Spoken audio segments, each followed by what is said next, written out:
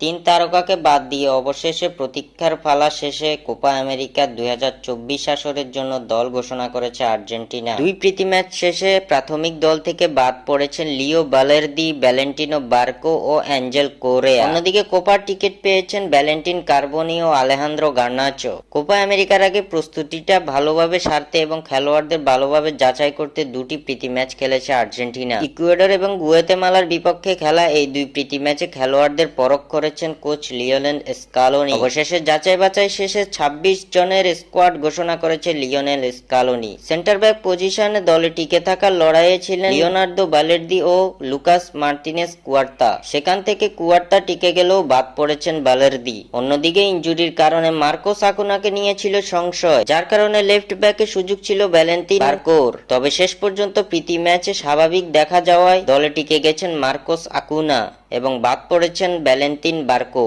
এছাড়াও আক্রমণ ভাগেও প্রতিযোগিতা ছিল দুইজনের মধ্যে। চূড়ান্ত তালিকায় থাকতে প্রতিযোগিতা করতে হয়েছে ভ্যালেন্টিন কার্বনি ও অ্যানহেল কোরেয়াকে, যেখানে উতরে গেছেন কার্বনি এবং বাদ পড়েছেন কোরেয়া। এক নজরে কোপা আমেরিকার জন্য আর্জেন্টিনার ঘোষিত দল: গোলরক্ষক হিসেবে আছেন Franco Armani, Geronimo Rulli, Emiliano Martinez. Defender হিসেবে আছেন Gonzalo Montiel, Nahuel Molina, Cristian Romero, German Pezzella, Lucas M Quarta, Nicolas Otamendi, Lisandro Martinez, Marcos Acuna, Nicolas Tagliafico. Midfielder হিসেবে আছেন Guido Rodriguez, Leandro Paredes, Alexis Mac Allister, Rodrigo De Paul, Ezequiel Palacios, Enzo Fernandez, Giovani Lo Celso. Forward হিসেবে আছেন Lionel Messi, Alejandro Garnacho, Lautaro Martinez, Julian Alvarez, Angel Di Maria, Valentin Carboni, Nicolas Gonzalez.